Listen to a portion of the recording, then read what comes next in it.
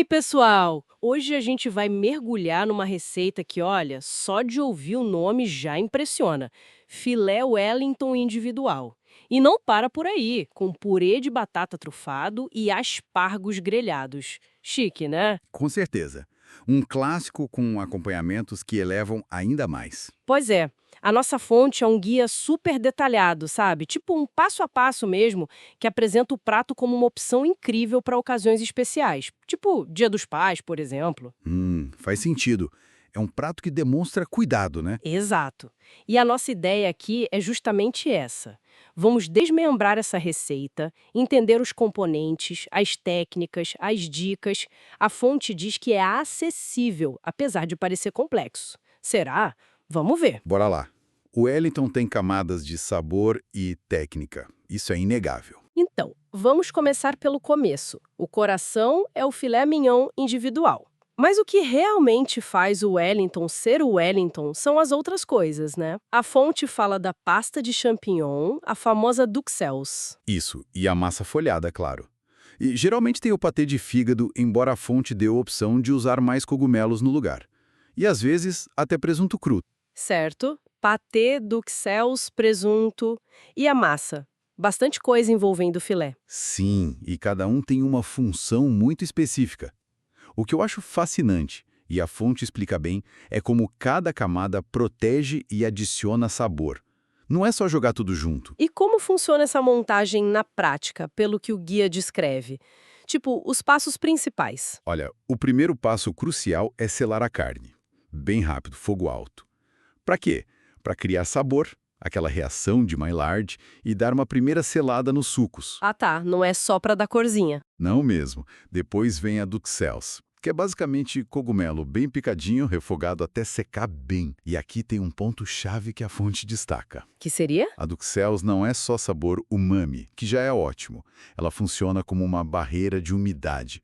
Uma esponja, sabe? Impede que o suco da carne, durante o cozimento no forno, deixe a massa folhada, bom, molhada. Encharcada. Ah, que sacada! Faz todo sentido. Então ela tem essa função dupla, sabor e engenharia anti-umidade. Legal. E depois que a gente sela a carne e prepara a duxelles, aí é a montagem. O guia detalha. Pincelar o filé com o patê, cobrir com a duxelles, aí pode vir a fatia de presunto cru, se for usar, que também ajuda como barreira e dá um salgadinho extra. Entendi. E por último? A massa folhada, bem gelada. Isso é importante. Embrulha tudo, fecha bem as bordinhas, pincela com o ovo e forno, até ficar douradão, estufado, crocante. Essa é a imagem clássica, né? Total.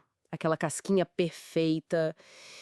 E para acompanhar essa estrela, a fonte sugere o purê trufado e os aspargos grelhados.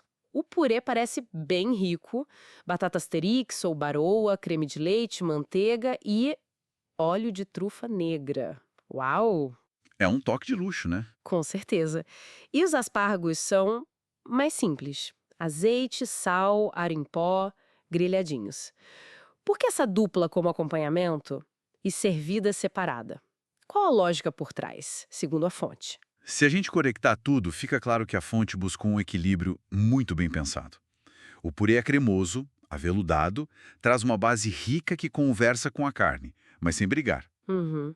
E os aspargos entram como o contraponto, trazem frescor, uma textura mais firme, aquele crocante leve e um amargorzinho que, tipo, ajuda a limpar o paladar entre uma garfada e outra. É uma composição bem harmoniosa de sabores e texturas. Entendi a ideia da harmonia, mas voltando ao purê, óleo de trufa. É potente, né? A fonte não corre o risco de, com essa sugestão, acabar ofuscando o próprio Wellington? Porque trufa domina fácil. É um ponto muito pertinente. Trufa é, bom, é trufa. Exige mão leve. O guia deve partir do princípio de um uso sutil, só para perfumar mesmo. É uma linha tênue, sem dúvida. Verdade. Mas o guia também dá umas dicas bem práticas, né? Acho que isso ajuda a tornar a receita menos assustadora. Sim, vi que tem várias. Quais você achou mais importantes? Ah, aquela de manter a massa folhada super gelada até o último minuto. Essencial para ela folhar direito no forno. E a do termômetro, para carne. Isso é libertador, né? Tira o será que tá no ponto? Totalmente. 54 graus Celsius para mal passado, 60 graus Celsius ao ponto. Sem achismos. Precisão. Isso, e tem até uma dica de molho rápido. Usar a própria frigideira onde selou a carne, deglaçar com vinho tinto e um pouquinho de mel. Prático. Bem pensado. Aproveita todo o sabor que ficou ali. E para beber, as sugestões são Malbec, Pinot Noir ou até um coquetel Old Fashioned. Combinações interessantes. Sim, vinhos com corpo médio ou um coquetel que tenha estrutura para acompanhar a riqueza do prato. Isso me leva a outro ponto importante que a fonte menciona meio por cima, mas é crucial: a logística. O timing. Ah, sim, servir na hora, né? Com a massa crocante, como fazer tudo chegar junto e quente na mesa. Exato. O guia sugere que o purê pode ser feito com antecedência e mantido quentinho em banho-maria. Os aspargos são rápidos, coisa de último minuto na grelha. E o Wellington em si, dá para adiantar algo? Dá sim. E isso é uma mão na roda. A fonte indica que você pode montar os Wellingtons, envolver na massa e tudo, e deixar na geladeira por algumas horas antes de assar. Isso organiza muito a cozinha, principalmente se for para receber gente. Nossa, isso ajuda demais mesmo. Então, resumindo nossa análise aqui, o que a gente tira dessa fonte sobre o filé Wellington? Olha, para mim fica claro que é um prato que celebra a técnica. Quase uma arquitetura de sabores, né? Cada camada tem um porquê, um propósito, controle de umidade, contraste de textura, equilíbrio. É uma precisão quase. Artesanal. E que, apesar da fama de difícil, com as dicas certas, como as do termômetro e de adiantar etapas, talvez seja mais factível do que parece. Exatamente. E pensando além da receita em si, talvez a reflexão que a fonte nos deixa é sobre essa própria ideia de construção. Sabe? Essa estrutura.